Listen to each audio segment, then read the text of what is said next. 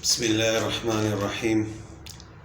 الحمد للہ رب العالمین والصلاة والسلام علی خاتم الانبیاء والمرسلین اما بعد۔ سجدہ صاف کے احادیث مبارکہ میں مختلف طریقے بیان کیے گئے ہیں اور وہ سب کے سب طریقے درست ہیں، یعنی ان طریقوں میں سے کسی طریقے پر بھی اگر انسان سجدہ صاف کرے تو اس کی نماز میں جو غلطی ہوئی ہے اس کی تلافی ہو جاتی ہے۔ تو ایک طریقہ جو کہ مختصر اور افضل ہے وہ یہ ہے کہ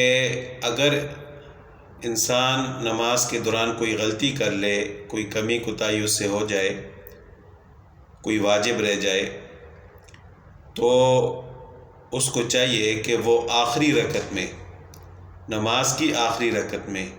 چاہے وہ 2 رکعت والی نماز ہے یا 4 رکعت والی نماز ہے، آخری رکعت میں تشہد پڑھ کر جب فارغ ہو جائے، اشہد ان لا الہ الا اللہ و اشہد ان محمدً عبدہ و رسولہ پڑھ لے، تو ایک طرف یعنی دائیں طرف سلام پھیرے، اس کے بعد 2 سجدے کرے، سجدہ صاف،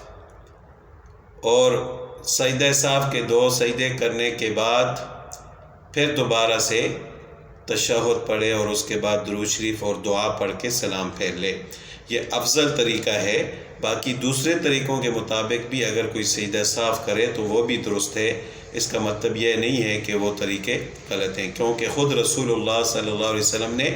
احادیث مبارکہ میں بیان فرمائے۔ تو سجدہ صاف کو سجدہ صاف اسی وجہ سے کہتے ہیں کہ صاف کہتے ہیں بھول کو، کہ غلطی سے اگر انسان کی نماز میں کوئی کمی بیشی ہو جائے تو اس کو چاہیے کہ وہ سجدہ صاف کر لے۔ سجدہ صاف کی وجہ سے اس جو غلطی ہوگی اس کی تلافی ہو جاتی ہے۔ اب سجدہ صاف کیسے واجب ہوتا ہے؟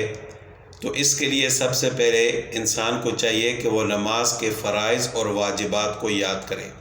ان کو زبانی یاد کرے، تو پھر اس کو پتہ ہوگا کہ نماز میں کون سے فرائض ہیں، کون سے واجبات ہیں۔ نماز کے جو فرائض ہیں، اگر کوئی فرض رہ جائے تو اس کی تلافی سجدہ صاف سے نہیں ہو سکتی۔ اگر فرض رہ جائے، چاہے جان بوجھ کر کوئی چھوڑے یا غلطی سے رہ جائے، تو نماز فاسد ہو جاتی ہے۔ ہاں البتہ اگر فرض میں تاخیر ہو جائے یا کوئی واجب رہ جائے یا واجب میں تاخیر ہو جائے تو پھر سجدہ صاف واجب ہوتا ہے۔ تو لہٰذا ہر مسلمان کے لیے ضروری ہے کہ وہ نماز کے فرائض اور واجبات کو یاد کرے، یہ نماز کے ضروری مسائل ہیں۔ تو جب فرائض اور واجبات یاد ہوں گے تو پھر اگر کوئی غلطی ہو بھی جاتی ہے تو انسان کسی سے مسئلہ پوچھ بھی سکتا ہے، لیکن اگر فرائض اور واجبات یاد نہیں ہوں گے تو ایسی حالت میں تو کئی دفعہ ایسا بھی ہو جاتا ہے کہ فرض رہ جاتا ہے، واجب رہ جاتا ہے، لیکن چونکہ انسان کو یہ چیزیں یاد نہیں ہوتی تو